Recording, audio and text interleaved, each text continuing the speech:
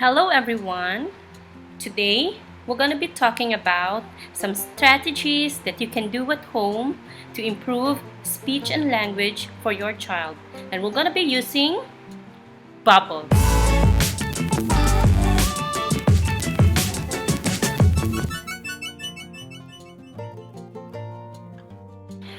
I've never met a child who doesn't like bubbles. Whether may diagnosis or wala, every child loves to play with bubbles, and it's a surefire win to capture a child's attention, to teach a child in producing sounds, increase a child's vocabulary, and even improve a child's requesting skills. Well, you don't have to go out and buy a very or super expensive na mga toys or flashcards just to teach your child some speech and language activities. Whatever you have at home, pretty much sure you can use it in helping your child increase his or her vocabulary. And for today, we're gonna be using bubbles. And if wala naman kayong bubbles at home, well, you can just create your own, no? You can just, of course, DIY, no? Do it yourself na mga bubbles.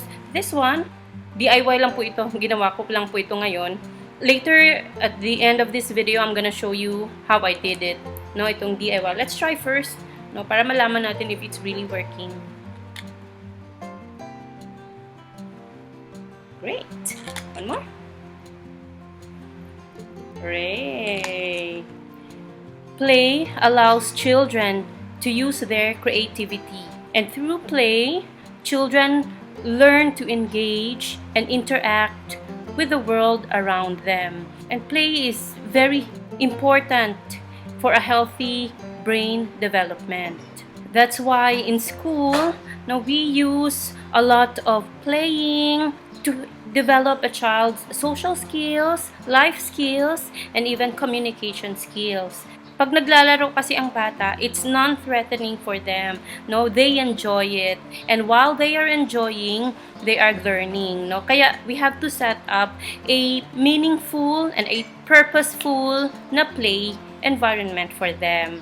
And today, I'm gonna teach you some strategies that you can also apply at home while you are with your little ones. No, and it's applicable whether your child has some speech delays or nonverbal pa siya, or even just starting to produce sounds or words. And so, paano natin gagamitin itong bubbles to encourage your child to talk? Number 1, increase vocabulary. So, if your child is not yet talking, then maybe you can use more simple words like ooh, pop, more. Okay, let's try how we can do that. Bubbles. Ooh, pop, pop, pop, pop. Then you just keep on repeating it. Ooh, pop, pop, pop, pop. Then you are actually encouraging the child to follow or imitate your sound. Ooh. Pop, pop, pop, pop, pop, pop, pop, pop, pop, pop, pop, pop. Now you keep on repeating it. There is power in repetition. If your child will keep on hearing the sound or the word again and again, then most certainly, no, mas mariretain yun sa brain nila, and eventually, as they see you, how you produce that sound, they will learn also how to do the same, no? Pero wag natin madaliin yung bata. It will take time. Importante is you are enjoying and the child is enjoying. Okay, let's do some more activities. Open, open. Oops. Blow, blow. Pop, pop, pop, pop, pop, pop. Pop the bubbles. And you can also use some basic concepts to your child, like open, close, oops, big, and little or small bubbles. So blow up, or you want to blow down, so, or blow on top, under, or over. No, there are a lot of words na pwedeng incorporate while playing bubbles, and it's really helpful to increase your child's vocabulary and also encourage your child for language development. Kasi when you say up, iba ang speech, iba din ang language. Okay, speech is how you produce the sound. Language naman is how you use it, how you use words, or how you understand, no, yung pag-apply ng words into. So when you say up is doon sa taas, down is here, big. No, so there should be, kasi pwede naman kasing mag-produce lang ng sounds or words ang bata pero hindi niya naman talaga naiintindihan. So through playing, you can incorporate language development. That means yung understanding ng bata in applying those words. So blow, pag sinabi mong blow, the child has to blow to show na naintindihan niya yung instruction mo. So another thing that we can teach our child while playing bubbles is yung requesting. Paano? From one word na bubbles, no, you can increase into requesting skills like bubbles, please, or I want bubbles, please, or more bubbles, please. From one word, you can expand your vocabulary. You can have more vocabularies involved in requesting, which is good, especially if you are holding the bubbles. Kahit na yung bata will keep on running just to pop the bubbles, will run around, no? He or she will keep on coming back to you to request for more. Ganun, that's the attitude talaga yun ng bata, no? They want more playing. They won't get tired of playing. So, para may control ka, you have to make sure na ikaw yung may hawak ng bote so that your child will keep on requesting for more. Example, bubbles, open, open. And syempre, you have to be animated when you do this. Syempre, you are talking to your child, and to get them engaged, you have to get their attention, of course, no, by being animated with your actions and with your voice. Open, pull, pull. So we are expanding our vocabulary. Pull, pull, blow, blow. Or you can ask your child to blow. Kung marunong na siya mag-blow, then you can ask. Or kung hindi pa, you blow. You demonstrate muna for the child. Demonstrate it muna. Blow. Oops, let's try it again. Blow. And then, pop, pop, pop, pop. So you see, we keep on repeating words na pop, blow, open. No? And then you can incorporate some more vocabularies that you want your child to learn. And if your child comes back and wants more, you can add the word more, more, more bubbles.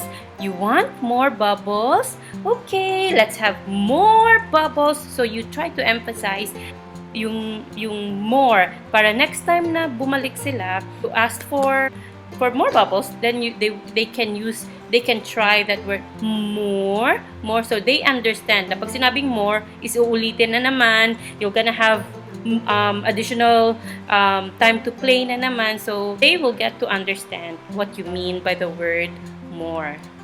And para mas ma-encourage mo yung bata to request for more, no, you can close the bottle and pretend na you're not looking at them, so the child will get your attention. Pwede ka niyang tapikin, or he or she might produce some sounds or some gestures for you to look at him, or for you to understand him na, hey, I want some more bubbles, so come, let's play again. Pwede mo isabotahe yung bata to encourage him to ask for more. Kung talker na naman yung bata, you just want to teach some good behaviors, then you can say, do you want more bubbles? Yes? Then what will you say? So, hindi lang ito siya para sa mga nonverbal. Even for kids who are already talking, you can use this to encourage them to use the magic words such as please and thank you after, no? You can also use bubbles for your child to answer questions. Like, who do you want to blow the bubbles? Do you want mommy or Chloe? No, kung ano yung pangalan ng anak nyo. Then, your child will be able to also connect the words. So, mommy, and then, ikaw si Chloe or ikaw. Remember to give your child some time to answer back to you. Example, pag tinanong mo siya, do you want big bubbles or small bubbles? Big or small? Pag hindi pa masyadong nakakapagsalita yung anak nyo, hindi pa siya makapagsalita ng big, pero at least he or she will try to do the actions. Big? Okay, let's do some big bubbles. No? So, you give your child a lot of opportunities to answer you para hindi lang ikaw lang yung nagsasalita, but also your child will be able to be encouraged to reply back to you. Now, what if yung bata or yung anak ninyo is trying to blow the bubbles using his or her nose? Paano yun, no? Like, instead of using his or her mouth, na dapat ganito. Pero instead of using the mouth, he or she uses his nose. Paano yun? So, we're gonna introduce the sound just to give your child some awareness that when blowing, we're gonna be using our mouth and not our nose. So, how do we do that? So, para lang ma-aware ang bata na he has to open his or her mouth and hindi yung nose. Like, pag hindi pa talaga marunong mag-blow yung bata. No? And you can also practice using blowing candles. Kasi blowing is a very effective na practice to help your child develop in sounding out letters, words, no? Para ma-practice siya eventually in talking. And if mahirapan pa rin ang bata na mag-produce ng na sound, then maybe you can use wah, wah, wah. No, let's try. A good practice of letter sounds, and it's a good practice in helping your child to have that awareness. Now, when we say blow the bubbles, it's not blowing your nose, but blowing through your mouth.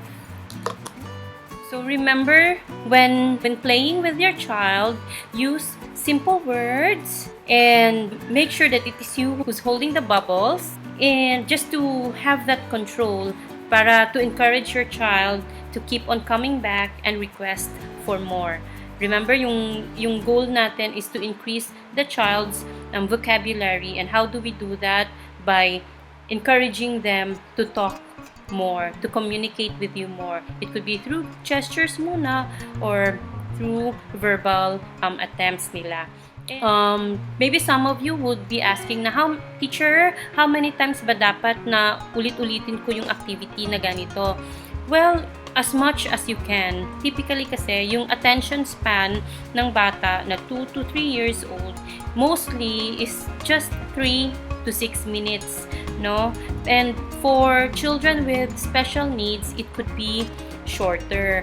So, try to see then kung naboboard na yung bata, then you just stop it. Pero in my experience, yung bata talaga, hindi yun aayaw pag bubbles ang pag-uusapan.